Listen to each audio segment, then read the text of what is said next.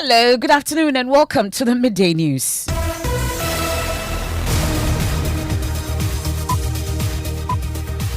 We're live on Joy 99.7 FM here in Accra and Kumasi, on Love 99.5 FM in Kumasi, affiliates across Ghana's 16 regions. We're on Lolonyo FM in Hohoi, Pad FM in Damango, Radio Waiwa, and Radio Max in Takrade. We are live on X Spaces. We're on Facebook. We're on myjoyonline.com. The Midday News is sponsored by Petrol Sol, your clean fuel in full quantity. Petrol Sol is always a delightful experience. Also brought to you by Duraplus Ghana Limited, producers of quality PVC and HDPE pipes and water tank. We're the only water storage tank with a level indicator, and where Duraplus goes, water always flows. This afternoon, 70-year-old Komfanochi Teaching Hospital becomes a hospital of death following years of neglect, which has left the facility in a sorry state requiring urgent treatment, just like its patients. And I've told you, if you've not done any routine maintenance at all, you'll not be seeing the hospital standing. It will have collapsed. This hospital, there will have been catastrophic infrastructure failure by now. We'll get to hear from management who say pressure on the hospital is making it difficult to provide quality health care. If you combine Kwele, Rage, University of Ghana Medical Center, and 37, the number of people that are sent to these 4 facilities by National Health Agenda, they don't even rate that of Kumasi. Stay with me as we give special attention to health facilities in the Ashanti region. Also this afternoon, latest report released by the PURC reveals a failure by the Electricity Company of Ghana to settle its fixed monthly energy purchase price, with the independent power producers raising fears of a full-blown power crisis. The findings come in the wake of assurances by President Akufo-Addo that IPP monthly debts are being settled. My government was determined that DUMSA would not be inflicted upon Ghana and Ghanaians. A far better outcome than the take-or-pay system we inherited. Meanwhile, the NDC flag bearer John Mahama, who started a Greater Accra regional tour, is asking government to be honest about the country's energy sector crisis. Today, every day, you sleep and the lights go off. And we know that they are shedding load, but we don't call it DUMSO. And so there is no DUMSO. But we know that it's DUMSO. And so as leaders, we must learn to tell our people the truth. We have details of that. Also this afternoon, wife of late Deputy Finance Minister dismisses poisoning allegations, citing husband's pre-existing medical condition before death last week. So I won't say what is not there. As far as I'm concerned, my husband was sick. I know the sickness. I won't lie. And that's what I know. It killed him. So if anybody know anything, I want to know. We have details on also in sports. Ghana gets its first medals in the ongoing Africa Games. We have details of that. And later in the bulletin, season 3 contestants of Joy Prime's Big Chef are excited as they enter into that competition. You want to stay with me for that and more here on the Midday News. I am Emefa Apau, and this is your home of independent, fearless, and credible journalism. Please do stay.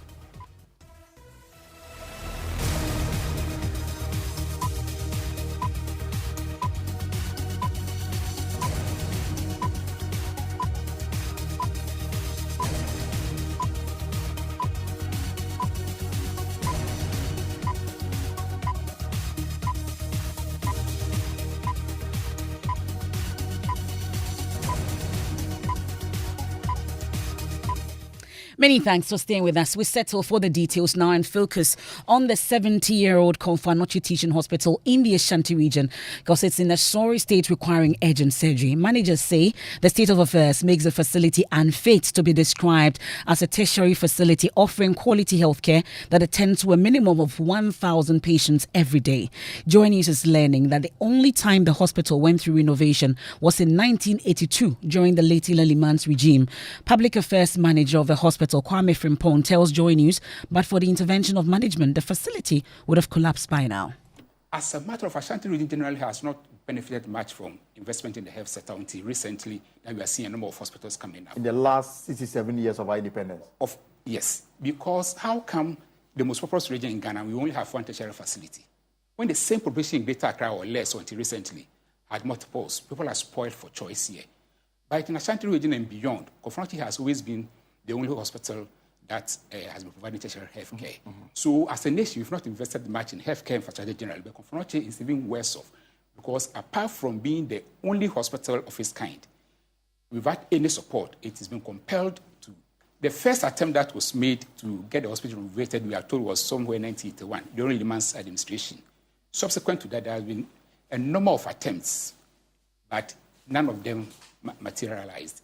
Despite the fact that you find yourself in a very peculiar, environment where you are attending to other regions, but my understanding has always been that Confanoche was a referral, or is also a referral center. Yes. So therefore, some of the cases could go to South or the KNUST hospital. Are they not taking some of the load? In terms of capacity, now look at Kolebu. Kolebu has almost 2,000 beds. Confanoche has 1,200. Master South Hospital, which is acting, because you don't have a regional hospital. As a regional hospital? Acting as a regional hospital, it has 140 beds. 140? If you come to Accra, Rate has 400 beds. If you go to Tech Hospital has 100 beds. Hospital. If you come to Accra's counterpart, UGMC has almost 600 beds. So the disparity is so stark that no matter what, given the same population that we are catering for, no matter what, these ancillary hospitals that are supposed to confront you, they do not have the capacity. How come a hospital that was designed for 500 or less is now taking care of 1,200 people for the same size? If you go to the hospital now, people have traveled from all over Ghana to seek OPD specialist care. The average is 1,000 a day. And I've told you, if you've not done any routine maintenance at all, you'll not be seeing the hospital standing. It will have collapsed. If management has not done intermittent renovation, routine renovation works, this hospital, there will have been catastrophic infrastructure failure by now. What is holding the hospital is the routine maintenance we'll be doing over the years. But given the age and the rate of utilization, if something dramatic had not been done, as being spearheaded by the Santehene, I'm very sure in the next couple of years we will not hear. We will not even have a hospital.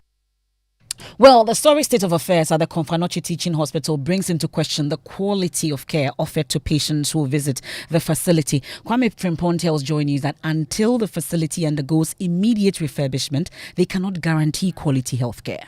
National Ambulance Service data will tell you that they take more patients to Confanoche than any hospital in Ghana. We've talked consistently. If you come to Greater Accra, combine Kolebu, Rage, University of Ghana Medical Center, and 37. The number of people that are sent to these 4 facilities by National Health Ambulance, they don't even rate that of Confanoche. Confanoche's figure as one hospital is higher than the 4 hospitals combined. That should tell you the kind of pressure that is on us. Because we are getting cases from all over. All over. There are spaces that were designed for 12. If you go to Confanoche now, Orange, 12. The minimum you count on any day is 40. That's why when you come and you tell us that we have no beds in normal Confanoche, we tell you that is not true. We have space, lack of space. That's our challenge. How come a space for 12 people, we're able to put 40 beds? It tells you that we've been able to get beds. But we've compromised the space. And at times, because of this thing, you may also end up compromising the quality of care. Because the space that will give it to you for 12, you're now taking care of 40, 42, 43, up to 48. We need a lot more support as a teaching hospital. That's why we are here. People think that, okay, why should we help Confanoche? Because you generate funds internally, and you should be able to be on your own. That's another misconception. There's no hospital in Ghana, a public hospital, that has been allowed to generate hospital to cover HR, that's salaries, and to cover capital expenditure. There's no hospital. Our tariff structure is said that you have to recoup what you spend on consumables. Per the healthcare financing policy of this country. So that's a public affairs manager of the Confanoche Teaching Hospital, Kwame Frimpong, there, speaking to my colleague Elton Brobe on the pulse. There's more of that interview on myjoyonline.com, but that's the state of G as we speak. But government started the Syria, the FRA military hospital, and some other projects to lessen the pressure on Confanoche. So what is the state of these hospitals? My colleague Ohiming Teria of our health desk has been monitoring and joins us on the line. So let's start with the Syria hospital. Is it ready for use, Ohiming? Yes, MFR, I would say the hospital itself is ready for use. It's a 250-bed hospital, and as we speak, the only issue that was left for officials to fix was the link road and what they say standby power to power the hospital. But few minutes ago, I had some checks at the facility, and the indication is that transformers and then electrical feeders and then to power a control room and other panels arrived just this Friday. So they are waiting for the contractor to start the installation. And once they are done, we'll say that the hospital may be ready for completion or may be ready for operation. Then when we talk of the Adansi North District Hospital at Formina, for instance, it has been completed and handed over to health authorities, but it is partially, providing services to residents in the Ashanti region. I would say it's about 50% service due to what officials consider inadequate staffing. That is also 120-bed capacity. It's yet to be commissioned, though, but they started operations in November 6, 2023. With the Aburi Military Hospital, it's a 500-bed capacity hospital, which contract was signed in 2008, but construction has delayed on countless number of times. The last time we had a government official visiting this facility was on December 4, 2023. It was by then the government's presidential advisor on health, Dr. Anthony Siansari, which were told the hospital will be completed and available at the end of the first quarter 2024. But it has not been completed yet. But with the Kuma District Hospital, I say that construction has completed and the contractors, NMS, have also handed over the facility to health authorities. They've done equipment testing and then also training for staff and all that. So this is the state of the health facilities that we have in the Ashanti region. But don't forget, in 2017, government initiated some health facilities, including the trauma and the accident hospital at Obuasi, 6 district hospitals, and then 16 Agenda 111 projects also in the Ashanti region. But all these are yet to be completed and are yet to be handed over to support the operations of Kompanochi Teaching Hospital. Okay, well, that's my colleague Ohiming Teria, there of our health desk, giving us updates on the state of some facilities, health facilities. Been talking about the Syria, Adansi North of Afari Military Hospital and the Kumeu government hospitals. But in a related development, maternal care at the Menchia government hospital in the Ashanti region has over the years been a hurdle for medical staff owing to the heavy congestion at the facility. Emmanuel Bright-Kweku has more. The Menchia South Hospital, since its establishment in the 1960s, has been a satellite health facility supporting the Kompanochi Teaching Hospital in the Ashanti region. The maternal unit of the hospital sees at least 80 baby deliveries weekly, which is almost 4,000 deliveries yearly. The facility has presently a 23-bed capacity, which is unable to accommodate the number of pregnant mothers that troop to the facility. Congestion at the hospital is heavily impacting maternal care as many expectant mothers are forced to be catered for in uncomfortable situations. Dr. Kamaruddin Koku Hussein is medical superintendent of the hospital. Currently, the maternity unit that we have has 23 beds. That's the capacity that we have, which is woefully inadequate, looking at the number of deliveries that we do. The day that the king himself came here, there were a lot of people lying on the floor. So, nobody's happy to see a mother delivered and then you put the mother on the floor. So we see it as a very dire situation for us. SDG that we talk about, quality of care, is part of it. Number one, the person who is delivering the care, himself or herself, must be healthy. So if you have mothers on the ground, it means that the health worker will have to bend down and be attending to the client on the floor. Within a couple of months, you start having low back pain. So you, the health care worker, yourself, you are not healthy. To ease congestion at the maternal block of the hospital, the Otumfo Charity Foundation, in collaboration with Joe Beck Foundation, has handed over an extension of the maternity block to the hospital. That's Emmanuel Bright-Kweku's report. We can now hear from the ranking member on the Health Committee of Parliament, Kwabena Mintah Kando, saying government must do more to address the challenges in the health sector. And it is the responsibility of the government, the executive, to spend, to invest in the health sector. Quite recently, about 2, 3, 4 days ago, I had my chance to take the Suwu. I showed some of the sick hospitals on the floor of the house. That is the way we can get them to do the right thing. But these are people who don't really care. They don't care. That's Kwabena Mintah Kando. Apologies for the poor quality of sound there. Let me stay a while longer in the Ashanti region because close to 200 stalls and properties worth millions of cedis have been ravaged in a fire outbreak at the Kumasi Racecourse Market. My colleague Emmanuel Bright-Kweku is following that for us and joins us live from the scene. What exactly is happening, Emmanuel? Bright Kweku. Unfortunately, I don't have him on the line. I will try and establish connection to Emmanuel Bright Kweku shortly. We are told that the cause of fire, which started early Monday morning, is yet to be known, and the Ghana Fire Service has not been able to completely douse the flames. 5 people have been arrested for assaulting fire tenders when they allegedly reported to the scene. Now, let's focus on some other stories. And Joy News can confirm that the Electricity Company of Ghana has defaulted once again on its fixed monthly energy purchase price, with all independent power producers raising fears about the possibility of a full-blown power crisis. President Akufo-Addo, in his State of the Nation's address, touted his supposed ability to solve Ghana's doomsday power crisis. As he says, some $34 million is being saved on reconciled energy sector debt, a far better outcome than the take-or-pay his predecessor, John Mahama, left him. Listen. Between 2012 and early 2017, there was nothing more demoralizing than the phenomenon. It was symptomatic of a dysfunctional system, and it caused widespread depression amongst businesses and households. After that experience, my government was determined that doomsday would not be inflicted upon Ghana and Ghanaians and an MPP government.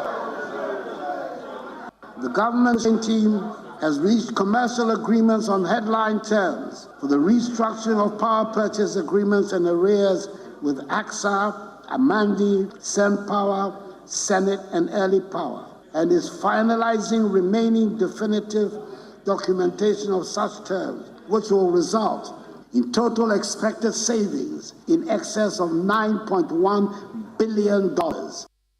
Well, it has emerged this afternoon that the president's promise has not been kept. A report released by the Public Utilities Regulatory Commission, PURC, on the cash waterfall mechanism validation report for January 2024 payment revealed that the ECG is still defaulting on its renegotiated debt obligation for the month of January, contrary to the president's claim.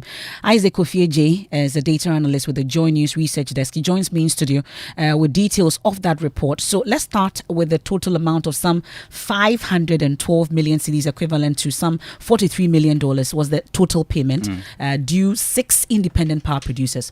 How much of that did ECG pay? Well, so according to the report, ECG paid 120 million Ghana cedis, which equates to approximately $10 million using PRC's own exchange rate. So instead of the agreed 43 million, representing just 23% of the total amount. So this simply means that 77% of the agreed amount has not been paid by ECG as scheduled. Okay, so according to the report, ECG raked in a revenue of about 820 million cedis. How come they were still unable to settle the payment? So in January 2024, the cash waterfall mechanism, which is intended to distribute a percentage of ECG's revenue to all parties, including complying with the president's directive and set proportions, was not followed by ECG, and this has resulted in a shortfall of 394.4 million Ghana cedis. So that's the shortfall as a result of ECG's inability to pay the scheduled amounts. And I know you've been digging in that report and will bring us more subsequently. Now, flag bearer of the National Democratic Congress, John Mahama, says his honesty as president caused some challenges in his government. To him, it is necessary for persons voted into positions of authority to be honest to the electorate to earn their trust. Mr. Mahama has observed dishonesty in the present government, insisting the government is concealing the truth behind the recent power outages. He's been speaking at Zene in the Upper West region. I was brought up to tell the truth at all times.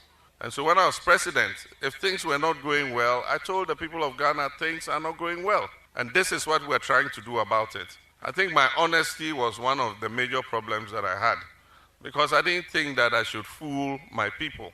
Unfortunately, other people have other ideas. They would come and tell you sweet things, promise you heaven, when they know that they don't intend to do it. Today, every day, you sleep and the lights go off. And we know that they are shedding load. They have a problem with generation. Some generation assets are down. They have a problem with paying for gas. They have a problem with paying for fuel. So every day they are shedding between 280 and 480 megawatts of power. But they will not give us a timetable and say you'll be off today, this one will be off tomorrow, because that's what Ghanaians know as doomsday.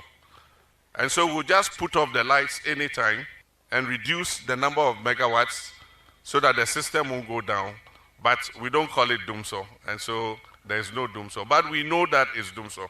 And so as leaders, we must learn to tell our people the truth, and we must be honest with them. Unfortunately, this government has not been honest with the people. From 2019, I knew that the economy was in trouble because the finance minister was hiding the true figures. That's a former president, John Dramani Mahama there, and he's currently on a 3-day tour in the Greater Accra region. My colleague Nanaya Ojima is with the team and joins us on the line. What is happening with where you are? So presently, the flag bearer of the NDC is at the Greater Accra Regional House of Chiefs, where he will be meeting the traditional authority in the Greater Accra region. Before coming here, he met members of the party. These people included party executives in the region, and here he charged the party leadership to enhance its monitoring structures in the coming elections. To him, the intense campaigning may fail to yield any positive results if monitoring is not enhanced. So he wants the party to come together and trust processes in place to ensure that they are able to well monitor the elections. That's my colleague Nanaya Ojima with the team as John Dramani Mahama towards the Greater Accra region. Now, the Ghana Water Company Limited has had to reduce production by 30% in the central region due to severe pollution of raw water caused by illegal mining activities. A visit to the Setre Himang plant revealed that Galamsey activities have narrowed the intake canal, muddied the water and clogged up the sump of the plant, significantly reducing the flow of water to the pump. We can hear from the Central Regional Chief Manager of Ghana Water Company Limited, Seth Eric Atiapa. So I think this plant was designed with a stability level of about 30 500 NTU. Yes, and currently last week we got as much as I think 7,500. So you can see that almost water that cannot be treated. It's almost water that cannot be treated. Now we have to use more potent chemicals at very exorbitant prices. I think 3 to 4 times more expensive than the conventional alum that we use. So these days you will hear of polymer or polyelectrolytes, more potent but very expensive chemicals. So if we had not gotten that, probably we wouldn't even have water. That is one. Because of the nature of the water, we have cut down production by 30% so that we can have time to treat the very poor, bad water we have. That's Seth Eric Atiapa, Central Regional Chief Manager of the Ghana Water Company Limited, taking us on a quick break here on the Midday News, live on Joy 99.7 FM in Accra and Kumasi on Love 99.5 FM. Affiliates across Ghana's 16 regions. The Midday News is sponsored by Petrol Sol, your clean fuel in full quantity. Also brought to you by Duraplus Ghana Limited, where Duraplus goes, water flows. We've been focusing on the 70-year-old Kumasi Teaching Hospital, which has become a hospital of death following years of neglect, which has left the facility in a storage state requiring urgent treatment just like its patients. We return from the break with sports and focus on the Africa Games that is currently underway in Greater Accra region. And also we hear from wife of late Deputy Finance Minister dismissing poisoning allegations, citing husband's pre-existing medical condition before death last week. So I won't say what is not there. As far as I'm concerned, my husband was sick. I know the sickness, I won't lie, and that's what I know, it killed him. So if anybody know anything, I want to know.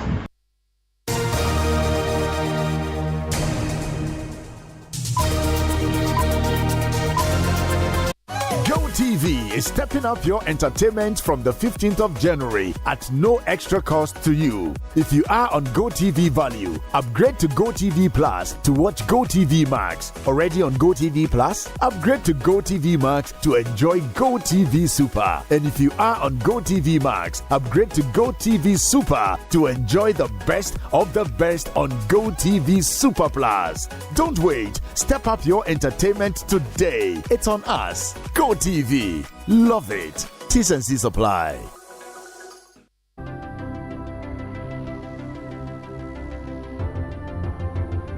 When budgets are tight and money difficult to come by, you want to be sure you get the best value for your money. These are not times to be spending money fixing expensive engine problems because of cheap fuel and lubricants. Drive to a petrol source station today and buy your quality fuel and lubricants, and rest assured of fuel that lasts long and lubricants that prevent expensive engine problems. Hear the sound. Petrosol, clean fuel in full quantity.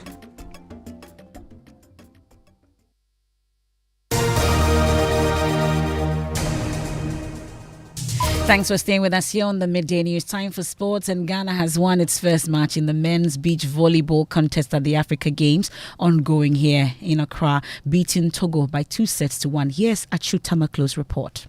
Ghana recovered from a first set loss to take the deciding set of 15 points. Paula Khan, one of Ghana's team members for the day, explains the team's slow starts. Yes, you know, when you are playing home, most of the time there's a lot of pressure on you. This kind of pressure made me to have a little bit of mistakes a lot. But with the second game, we try our possible best to conceal with the pressure and then to sail through. Yes, we are prepared. This game that we are playing, don't judge with our first game because we know Togo's strength. So we don't want to use more of our strength. We need to play a lot of tactical games. Ghana's second match is against Senegal at 2 p.m. before the end of the day's schedule with a 5 p.m. contest versus Burkina Faso. That's Achuta Maklo reporting live from the African Games. Now, Chairman of the Constitutional, Legal and Parliamentary Affairs Committee, Kwame Ayemeduenchi, is expressing skepticism regarding the passage of the Affirmative Action Bill in the current session of Parliament. He mentioned that members of Parliament have thoroughly reviewed the bill and the committee's report is ready to be presented to the House. I had a workshop on the bill about 2 weeks now. We've gone through the bill and the report is ready to be laid in the House, and then we'll do the second reading. When we are done with the second reading, then we'll do the consideration. Parliament will be rising, I think, in 2 or 3 weeks' time. So I am not very sure that we would not be able to do the bill this meeting. Well, a member of Parliament from Medina constituency, Francis Xavier, also expressed disappointment over the lack of robust advocacy and activism for the passage of the Affirmative Action Bill. I don't get the feeling that the critical mass in terms of more than 50% of our population being women are getting actively involved in this. There are several women that have several handles, like social media handles. Yeah. I haven't seen a number of them lead major crusade, in support of bills like this. I mean, in other jurisdictions, you'll see several women marching on the street, going to Parliament, demanding, making like active demand that this bill be passed. So it is important that we are looking out for this law, but it doesn't just happen. In fact, legislation are usually driven by activism. That's Medina MP Francis Xavier Sosu there. Now we can hear from the widow of the late Deputy Minister of Finance, John Kuma. She's been dismissing poisoning allegations, citing her husband's pre-existing medical condition before death last week. So I won't say what is not there. As far as I'm concerned, my husband was sick. I know the sickness, I won't lie. And that's what I know, it killed him. So if anybody know anything, I want to know. Well, we'll bring you that interview subsequently. There's more also on myjoyonline.com. Now, let's focus on Big Chef. And really, the competition has begun and the excitement is building up fast and strong. And you'd want to be part of it as season 3 of the Best Kids Cooking Show, Big Chef, and it's back. Lois Adeyemi has more in this report. The atmosphere was filled with excitement as the selected 12 contestants entered the hot kitchen for the first time. You're welcome to Big Chef Season 3. If you're happy, make some noise! The season's judges, Chef Kofi and Chef Rafiatu, tasked the contestants to prepare any breakfast meal of their choice. They were allotted 30 minutes to complete the task. Our task for today is to prepare one of the most important meals of the day, which is breakfast. So you're to surprise us or wow us with your most unique breakfast recipe. And you have 5 minutes to shop and prepare a menu, and you have 30 minutes to cook. Team Prime was first to chef it up in the kitchen, followed by Team Joy. It was a delightful sight in the kitchen as contestants hurriedly selected their ingredients and got to work. Paprika means that we disqualify you. So please taste your food before you bring others. You have to add. If you are okay, you are okay. All right, guys, a minute to go, guys. The time allotted them came to an end, ceasing all cooking activities in the kitchen. The judges instructed each contestant to present their meals for tasting. The judges congratulated the contestants for exhibiting their innovative and creative abilities in this challenge. They were also encouraged to step up their game in the kitchen as the competition would get tougher. Lois Shola Adeyemi's report for Joy Prime. Well, it's time for M&J. It's a Monday and there's a lot of talk on social media and they're here in the studios. What are people talking about? Well, MFA, so Lillian Kuma is trending on social media because she's been disputing certain stuff being said about her late husband on social media. So I won't say what is not there. As far as I'm concerned, my husband was sick. I know the sickness. I won't lie. And that's what I know, it killed him. So if anybody know anything, I want to know. Yadi ba me na menene na call Germany. Ebra ye ko pray. Ye minim doctor bi an kan kire me da. Se poison ba kumpa ko mi kunu moja mu. E minim ni se yade ene ye diagnose ye. We around August. And I ye die chira na yakun. Ufa die dimu. Since his diagnosis with the disease, no doctor has ever suggested any presence of poison. What I know is he was diagnosed with an ailment back in August, and we have been striving to treat it. Despite enduring immense pain, he never showed any sign. Well, John Cena too has been trending on Twitter. Boys are really disappointed. After the Oscars. They say, yeah, a hard guy like John Cena, how can you go and start naked, on stage? I know, right? Everyone is talking about it. Yeah. But there's an explanation actually. Okay. Yeah, we're told that he wasn't fully nude whilst presenting the award for Best Costume Design at the 2024 awards. We are told that his supposed nude movement was meant to pay respect to a famous Oscars incident, which happened in 1974 when a naked man ran behind the host, David Niven, as he introduced Elizabeth Taylor to present the award for Best Picture. Sure. Thank you, guys. We'll see you later. And that's how we wrap up today's edition of the Midday News here on Joy 99.7 FM. There's more when you log on to myjoyonline.com. I am Emefa Apau. Have a good afternoon. Living Word with Pastor Mensa Otabil. In Him, episode 1 is up next. Please stay.